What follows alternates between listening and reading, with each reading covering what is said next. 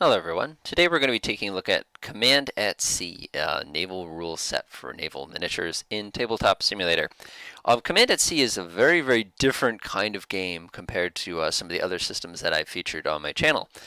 One thing is when I first read it, I was incredibly intimidated by just the length of rules and how much detail, but as I actually work through it, it's not as bad as it seems.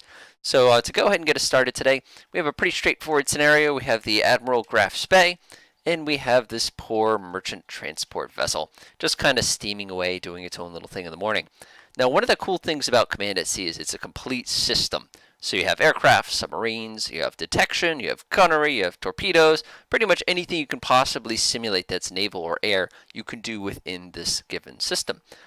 So the first thing we're going to take a look at today is detection. Now before I do that though, is I just want to show you that I've kind of changed the way I'm recording a little bit here to make things a little bit simpler as far as kind of understanding what I'm doing. So let's go ahead and take a look at detection. So in detection, there's a bunch of different methods. You have radar detection, you have visual detection, sonar detection, things along those lines. So we're going to take a look at radar detection first. So taking a look at our little unit cards here, you can see that the Graf Spee is equipped with a full 2-2 radar, which has surface search as well as fire control abilities. Its large range is 13 nautical miles, which is about 26,000 yards. Its medium range is 7, 4, 2, 1, all the way down to there. Now our target today is the Athene, which is an AKV. It didn't actually get destroyed by the Graf Spee. It's just a fun little example here today. And you can see that its size is rated at medium, which means that if we're going to detect the Athene by radar, we have to be within 7 nautical miles, which works out to be about 14,000 yards rather. So if we go ahead and take a quick measure here, you can see that we're 43 inches away. I'm going to be using the 18,000, 1 to 18,000 scale today. So basically you divide by 2 and add a few zeros. So 42,000 is going to be the equivalent of about 21,000 yards away, which is in excess of the radar's actual range. So in this particular case, we're not going to be able to use radar to detect the port transport. But what we can do is use visual detection. Visual detection is actually pretty straightforward in this game. So what you do is basically you're going to take a look at this little table here. This is the visibility table. The conditions today are 60%. Then what you do is you take the size of the thing doing the visual, and then you take the unit that you're targeting and you actually compare the two and see where it intersects.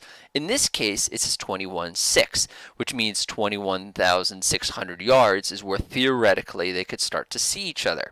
Now, what you do to make it a little exciting is there's a little visibility variation table down here that you actually roll a dice to see if one person spots the other one sooner or later, things along those lines. So we're going to go ahead and do that first. So I'm going to go ahead and take my handy dandy D10 here. This game is played with all these dice you see below. And for the Graf Spee, I'm going to go ahead and roll to see what the variation is. The variation in this case is 3, which means that only 95% of the normal visibility range, which in this case, if you remember, is 21.6, he will be able to spot the other target, which means at 19,044 times 1,000, sorry. At 19,440 yards, the Graf Spee will be able to see that transport. Now let's go ahead and see what goes on with the transport as far as spotting the Graf Spee goes. A 1, which actually means that in this particular case, it's at 80% visibility, which means, let's see, 21,600 times 0.8, which means he won't be able to see him until, I should say, the merchant won't be able to see the Graf Spee until we get to 17,280 yards. So at this point, everybody's going to keep doing exactly what they were doing before. So the Graf Spee, I've already ordered him up to go at 9 o'clock in the morning to just go 20 knots. The Athene, we're going to keep at 10 knots. So it's pretty straightforward. It's a 3-minute tactical turn, a 30-minute intermediate turn. So if he's doing 10 knots, that's going to be the equivalent of 1,000 yards in 3 minutes. If he's doing 20 knots, it's going to be the equivalent of that many yards in 3 minutes. Okay, so now it's time to do detection again before we actually do any of the shooting. So we're going to go ahead and quickly measure. So it looks like we're down to 20,000 yards. If you remember last turn, that he was unable to, they could not detect each other. So now we're going to go ahead and take the dice and roll it again. Keep in mind we're out of radar range. Radar range for us is 14,000 yards, so unfortunately there's not much we can do. So the Graf Spee gets a 5. So 5 means that you get 1.0, which means the Graf Spee has actually been able to detect that transport. Let's see what happens with the transport. A 0, which means the transporter is definitely automatically able to see the graph's bay. Now here's an interesting question. If you're playing this game blind, would you be able to identify each other from that kind of a distance? That's about 10 miles away. That's pretty significant. So what we do now is we take a look at the rules for identification.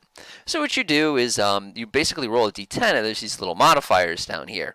Now in my case, as the graph's bay, I'm going to get an airborne spotter plane going pretty much right away because I'm definitely interested in seeing what we can see, so to speak.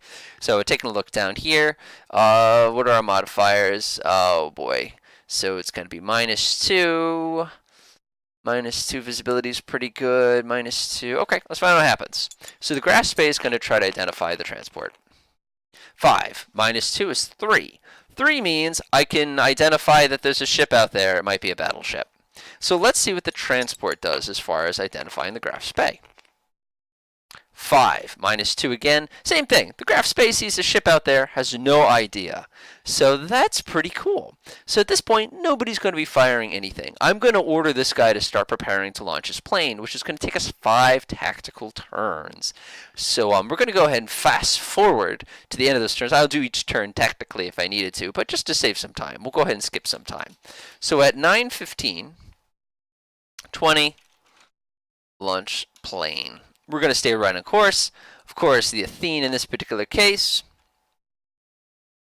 this would be 09:15. This is what's kind of cool about this game. Continues cruising along at 10. He doesn't suspect anything.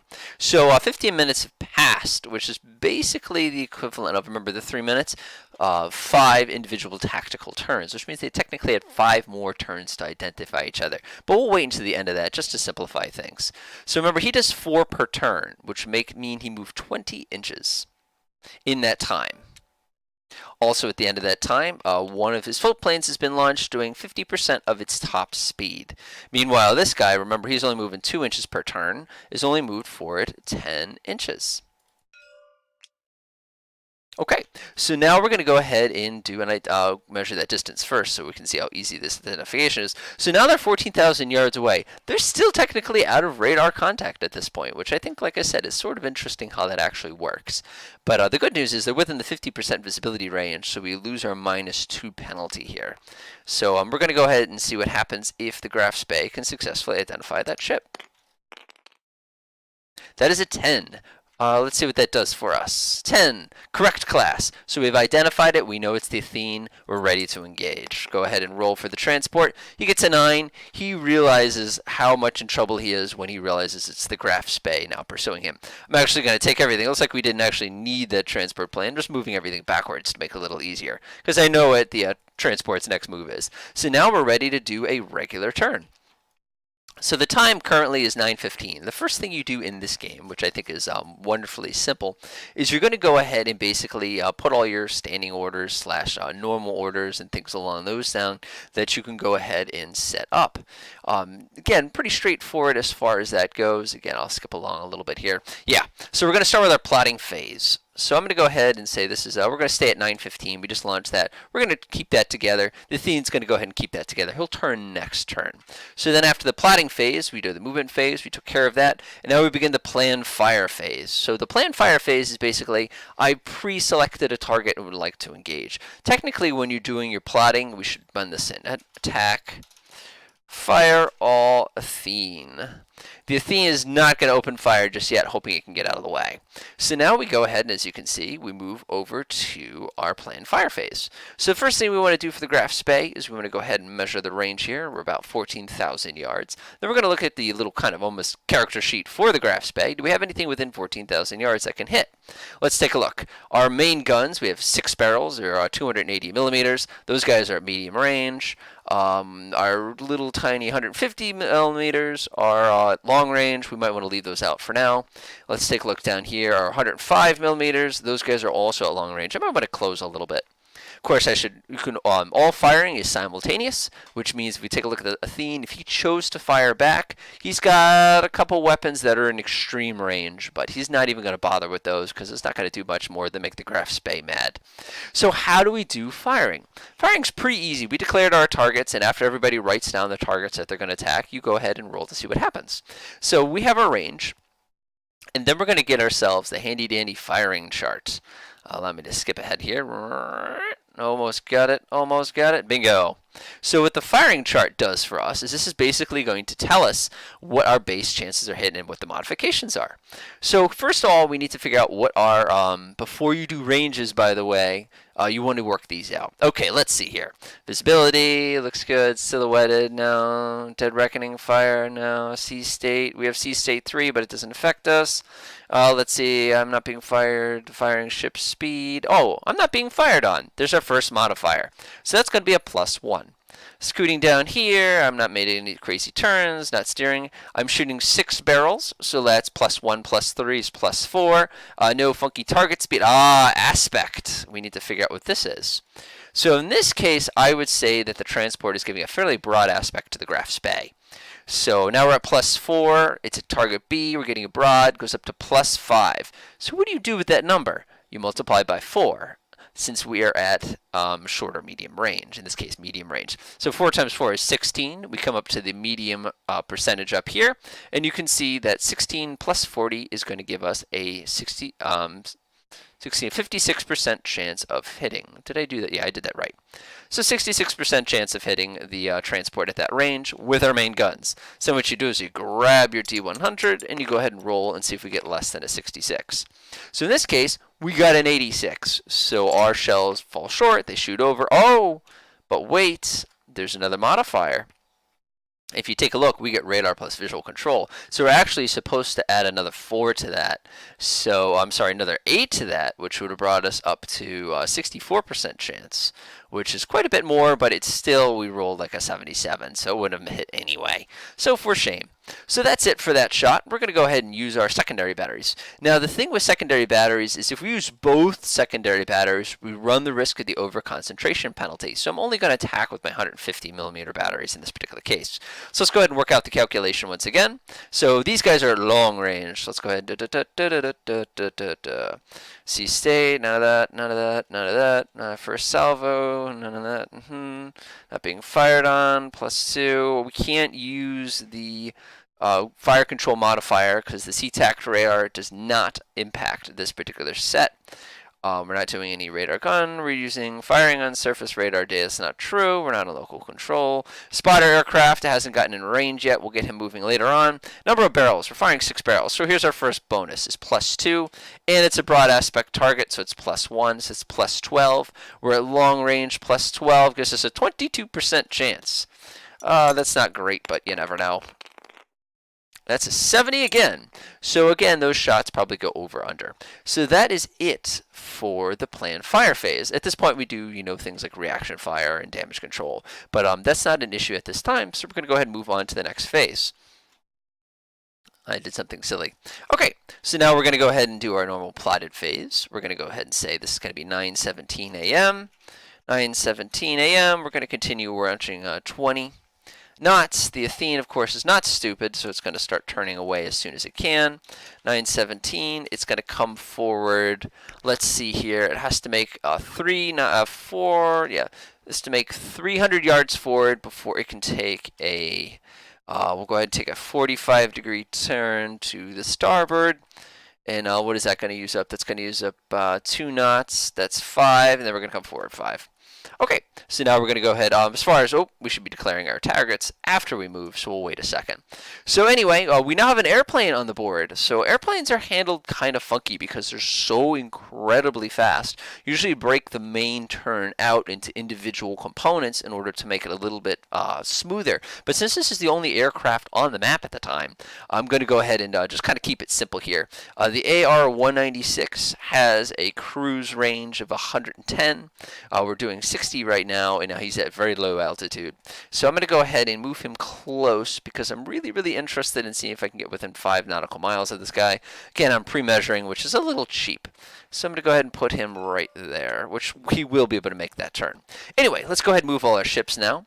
So this guy, if you remember, moves 4 inches per tactical turn. And if you remember, this guy has to come forward a little bit. So it'll be 500 yards, it's going to be right about there. He's going to go ahead and do a 45-degree turn. Then he's going to come forward the rest of his motion, which is going to bring him, we said 5, so it's going to bring him about that much.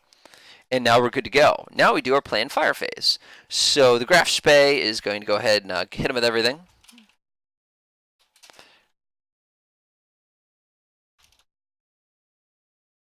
The Athene, of course, is he's going to hold fire for now. This is still on 917, so we're going to go ahead and hold fire. All right, let's go ahead and figure out what happens. So we're going to go ahead and measure this distance. This measured distance. He's actually increased the distance just a teeny, tiny bit here. That's 13,500 yards. So let's go ahead and see what that does for us. 13,500 yards is still considered medium range for our big guns. If you remember last turn, it was a 66. We'll work that out just again, just to make sure everything's okay. So we're going to start here. Everything's good here. Everything's good here. We have no modifiers. We're not being fired on, so that's +1. We have our radar fire control on the weapon, so that's +3 total. Let's see, we have 6 barrels, which is +5. We also have a broad aspect, which is 6, 7. So 7 times 4 is 28. 28 plus 40. Oh, wait, there's one other modifier now. I believe we have a spotter aircraft. Oh, let me start over. Okay, let's see. We're not being fired on, +1. We have fire control, which is +3. We have a spotter aircraft, which is +5. We have 5 to 6, which is +7, plus a broad aspect, which is +8. 8 times 4 for medium range is 32. 32 plus 40 is a 72% chance of a hit, which is extremely good. But we'll see what actually happens. 66, we get a hit with our main guns. I'm going to hold fire with those other guys for just a second here. So we go ahead and what happens now? So now what we do is we take a look at the penetration at that distance, which is 40. And then we come over to our merchant and see that the armor class in this guy is 1, which is, 40 beats 1.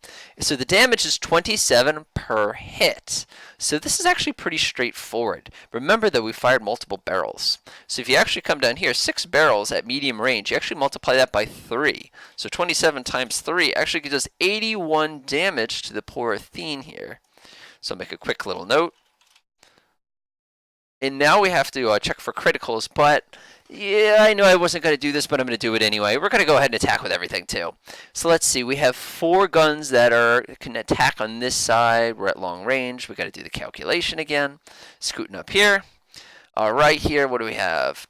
Checking down, checking down. We have an over-concentration penalty. So we're at -1, +1. The two cancel each other out. +2. Plus another 2 because we have a spotter aircraft. We only have 4 barrels, so that's going to be +5 so far. And we have a broad aspect +6. +6 times 2 because we're at long range is 12. 12 plus 15 is 27% chance for both sets of our secondary batteries. So our first one, 27%, swing and a miss. Our second set, no. Okay, so it looks like the only thing that hits him is the transport at this time. So what do we do now? So now if we go all the way back to the beginning of the book, let's take a look all the way back to the beginning of the book. I'll give you a fun little example here if you haven't seen it here. All the way back to the beginning of the book, detection, reaction, fire, time for resolution. So what's the resolution phase? Now it's time to see if there are any critical hits. Critical hits are kind of interesting in this game, the way that they handle. I've never quite seen it done in this way in all the other systems. You can see there's quite a few little rules in here. But basically what you're going to be doing is you're going to be comparing the damage it took that turn versus how much damage it has left that turn. So let's go ahead and take a look. We took 81 damage. Let's grab our calculator.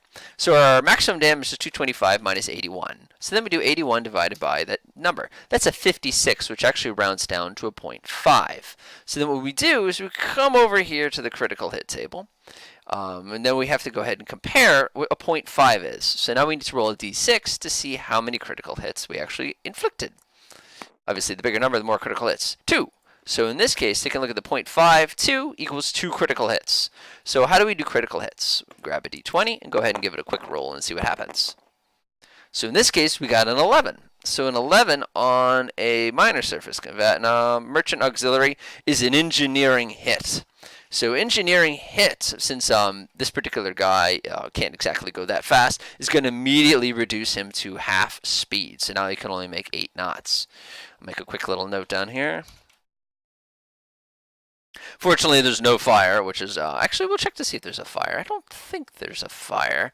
Let's go ahead and look where we're at there. Next, reduce speed to next lower on damage. A fire, critical hit. Oh, we also have a fire. So to do a fire, we're going to go ahead and grab a d6. We're going to roll this. We have to subtract 2. So we have a 3 fire as well on our transport ship. So let's go ahead and correct everything here. So the engineering hit is going to reduce him to the 56 point, but 81 damage actually already reduces him down to the next notch, which means we're now down to 50. We also have a, what did we say? It was a 5, it was a 3 fire. So we have a level 3 fire, which we can't do anything about for a few turns. You'll see what that actually looks like in a minute. So whenever we have fires, what I always like to do is to kind of leave myself a little kind of note on the actual object to give me a heads up the fact that I have to check for fire in 3 turns to see if the fire actually gets worse. So that is one of the critical hits. Now we need to go ahead and see what happens with the other 2 critical hits. So we'll see what happens here. Grab our G20, go ahead and roll it, see what happens. 16 in this particular case. Let's go ahead and got to see what page I'm on here. 16. Here we are. A 16 in our case. We are a merchant vessel. Gives us a fire. So we need to go ahead and now roll a d6. For this particular year of ship, it's just a straight up d6 to see how bad the fire is. It's a 5. We don't get to subtract anything, which means our 3 fire just jumped up to become an 8 fire. Which is, that's actually pretty bad. We might not be able, we might burn even if we succeed at this stuff. Let's see what the last critical hit did. 19 is on this critical hit is a bridge critical, which means we can no longer do orders and things along those. It's going to do exactly what it did last turn. Actually, taking a look in the book real quick. What does it actually say? The conning station, catastrophic. We also get another fire, if I recall correctly. Let's see here. It takes 2 turns. Can't do any turns at this time. Okay, so now we need another fire. Do we have to subtract 2 for this one? Let's take a look after the casualty has been corrected. 2 tactical turns, catastrophic hit, turns to execute. Yes, we subtract 2 from this one, so maybe this fire won't be as bad. We'll see. 1. So that actually doesn't cause a fire. But the fact is, in 3 turns, we need to actually evaluate what happens with that specific fire. We also did 81 damage, which, like I said a minute ago, if you actually take a look, his top speed now is no greater than 13, but since he took that engineering hit, it actually reduces him to only 8 knots, which is going to make things a little easier. So now we go ahead and move on to the next turn. So let's go ahead and see here. We're going to go ahead and 9... This would be 3 minutes later, so it's 9:20 a.m. We're going to spin up to 25 knots. All batteries are going to attack the Athene again. 0920. Remember, he has to do as before because of the fact he took that bridge hit. And he's unable to give the order to attack. So this is kind of interesting how this plays out. Remember, he can only do 8 knots now, by the way. So we have to knock off 2 of those. There we go. So go ahead. So he's going to go ahead and go straight. Again, he's doing 25 knots now. It's 2,500 yards. So that'd be a 5. We're going to do a gentle, very minor 10-degree adjustment, which you're allowed to do without too much penalty. He, on the flip side, is going to come forward a little bit. He's going to do another 45 turn, because remember, again, he can't give orders at the moment, so everybody's having a little bit of trouble here. And he's going to close the distance just a little bit. Meanwhile, our float plane, of course, again, I'm doing this a little out of normal sequence. I'm actually going to just keep kind of flying him there and keep things interesting. All right, now we go into the plan fire phase. So the only one firing today is the Graf Spee again. So the range now has opened to 12,500 yards. So let's see what that does for us. So we're using all batteries again. So our main guy is pretty much going to be exactly the same as the last turn with one teeny tiny exception. 12,500 is just outside of medium range, and it's still long range for the other 2 guns, which is unfortunate. So let's go ahead and calculate our 2 hit again. I believe it's going to be 70, something like that, 72 maybe. We'll go ahead and take a look. Go ahead and make this a little bit bigger if it makes it easier to see. All right, starting from the top, this is all normal. Let's see, we're not being fired on, so that's +1. Let's see here, +2, so it's +3 so far. +3, this is our 3rd turn shooting at him, which means we add another +1, so that's +4. +4, we have a spotter aircraft, so that's +6. We're shooting 6 barrels, which brings it up to a +8. Target is going less than 10 knots now, so that is +9. We are doing a quarter aspect on him, so that's no effect. Plus 9 times 4. 9 times 4 is 36. 36 plus, we're at medium range, is 66%. I'm sorry, a 76% chance of a successful hit, which is pretty good, but we'll see what that actually translates to in a second. Don't need this dice right now. 83. Miss. So now we're going to go ahead and calculate for our secondary batters. Remember, one over concentration penalty, but they're both at long range, which makes our life easier.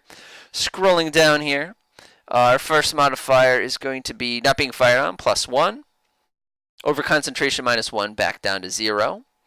We're using radar visual control, plus visual control, so we're at plus 2 now. Scrolling down, we have a radar, I should say a spotter, so we're at plus 4. Let's see here, we're shooting a total of 4 barrels. It's plus 5, plus 6, no modifier. So plus 6 times 2 is going to be plus 12, plus 12, plus 15 is going to be a 27 for both of the secondary batteries. 27 or less. So one of the batteries hits. Let's see what the other battery does. Both batteries hit. Okay. So we're going to go scoot over here. So again, we're 4 guns firing. 4 guns, I believe the bonus on 4 guns is times 2 at long range. I got to look. At long range, having 4 guns is no bonus. So it's just going to do straight up damage this time. So the damage at long range is going to be 13. The other one's long range damage is going to be 10. So it's going to be a total of 20, 30 more damage coming to the poor Athene here. So scooting over to the Athene. So we're going to go ahead and 23, I'm sorry, check it. 13, yeah, 23 more damage. That's going to be 84. That's going to be 104 damage, which is almost to the 50% point, but I have a feeling it's going to cause some critical damage. Okay, since the Athene is not returning fire, we're going to go ahead and move on here. We're going to go and flip this to the number 2, which means 2 turns from now, we're going to have to evaluate to see what happened with those fires that we've caused. Now we have to go ahead and check to see if there are any critical hits. So doing this is actually pretty straightforward with this particular ship at this time. So we're going to go ahead and take the 225 minus the 23 damage and then do 23 out of the 202. Whoa, 23 out of 202 means it's going to be on the 0.1 category as far as checking for critical hits, which I don't think is going to lead to a critical hit because it wasn't really that good of a hit. But you know, anything can happen, as they say. Here we go. So let's see, we're at a 0.1 this time for checking for critical hits. I think I went too far. There we go. 0.1 means if 5 or a 6 causes a critical hit. So let's go ahead and grab our D6, give it a wiggle. That's a 2. So no critical hit is caused at this time. So the ship's still on fire, but I can't actually do anything about it for another 2 turns. So now we're going to go ahead and move to our next phase. This guy is still under bridge critical mode, so they're trying to go ahead and fix all that stuff. So he's going to keep doing what he was doing last turn. So the time now goes to 9:23 a.m. 09:23. We're going to keep going 25. Actually, we're going to come up 20, and then we're going to take a turn to starboard, which is going to be, I want to pursue. So I don't want to do it like this. So what I want to do is I want to come forward my minimum, which is going to be 3. I'm going to do a 45-degree turn to starboard, which is going to cost me 2 of my total movement. But keep in mind I can accelerate. So 3 out of 25, then I come forward 22. That should work pretty well. And I'm going to go ahead and declare my plan fire already, because I already know. Poor Athene. Meanwhile, the Athene still has one more turn before it can actually sort out what it is going on with the bridge. So they're just going to keep on doing what they were doing a minute ago. All right, so he's going to come forward a little bit. Let's see, it's 500 yards. It's about right. He's going to 1, 2, 3. And now he's going to come forward his 22? 22. So 22 divided by 2 is going to be, hold on. Got to do the math here. 5 would be 10, 5, yeah, 5.5. There we go. Doink. Closes the range. Meanwhile, little airplane buddy, again, I'm doing him a little out of normal sequence / technique, just to kind of keep him in range. He's going to do what he did the last time. He's going to come forward just a little bit. 1, 2, 3, there he goes. Now he's going to come forward a little bit more. Because remember, he can't get bridge commands for another turn. Those fires, by the way, are still raging away. Okay, plan fire phase. So I've already planned my fire. So taking a look here, I don't think the Graf Spey can actually attack with his back batteries at this point. We spent too much time doing that. Our range now is 20 divided by 2, which is, let's say, 10,500 yards, basically, which actually brings other guns into play. So let's go ahead and take a look at the Graf Spey. So now we're only attacking with 3 guns, so it's going to hurt our bonus here just a little bit. We're still at the good range, though, and now everybody else is in range as well, so we get to use medium range modifiers for everything, which is awesome if you ask me. So we'll go scoot all the way back here and take a look at our modifiers page and begin. Let's see here. Nope, nope, nope, nope, nope, nope, nope, nope, nope, nope, nope, nope, nope. Ah, we're not being fired on. +1, +2, +3, +4, +5, +6, +7, +8, -1, 7. Actually, let's take a look. Are we quartering him? I don't remember. No, we're definitely behind him.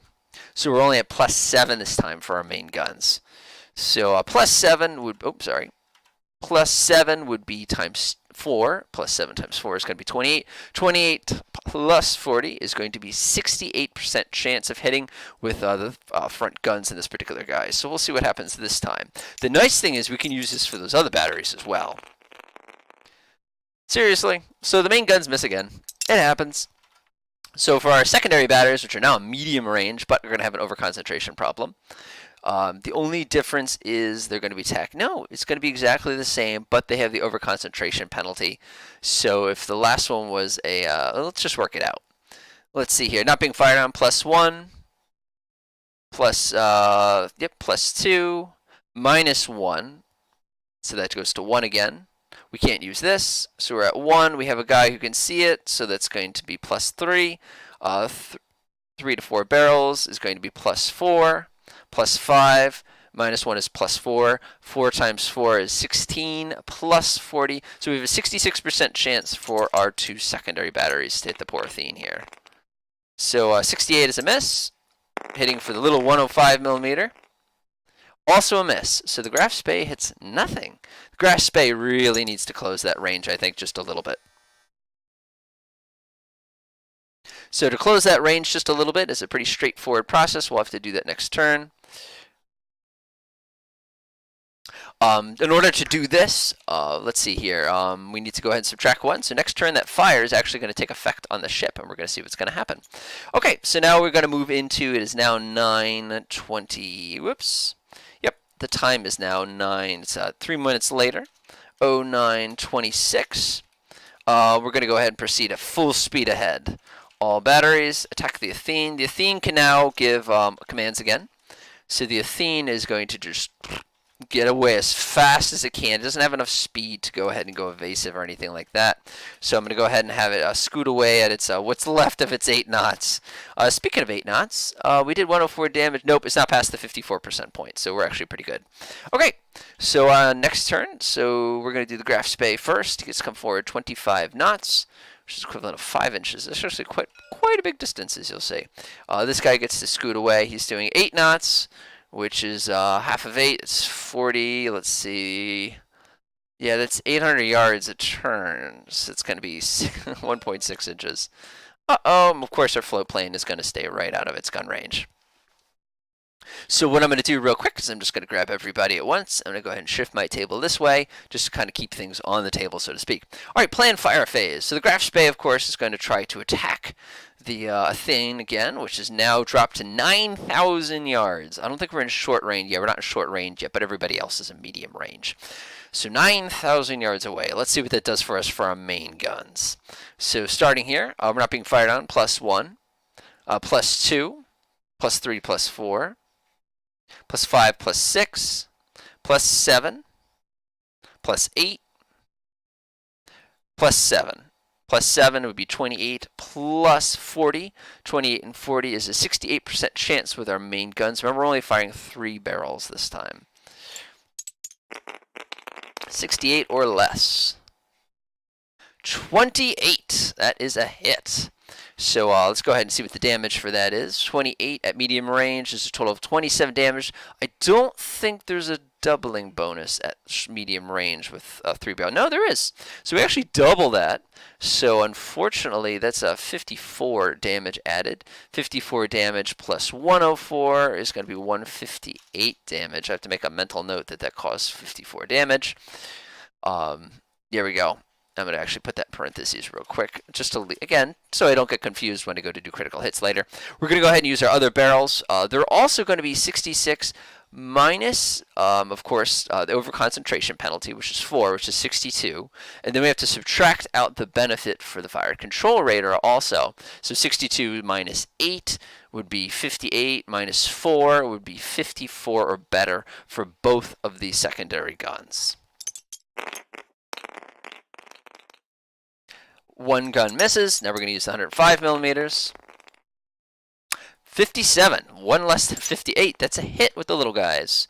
So if I can read that correctly, that's 2 barrels, unfortunately. 2 barrels at a medium range is going to do 12 times 2, which is 24. Now you can see why I took the time to do that. So it's an 8. It's going to be 78 damage.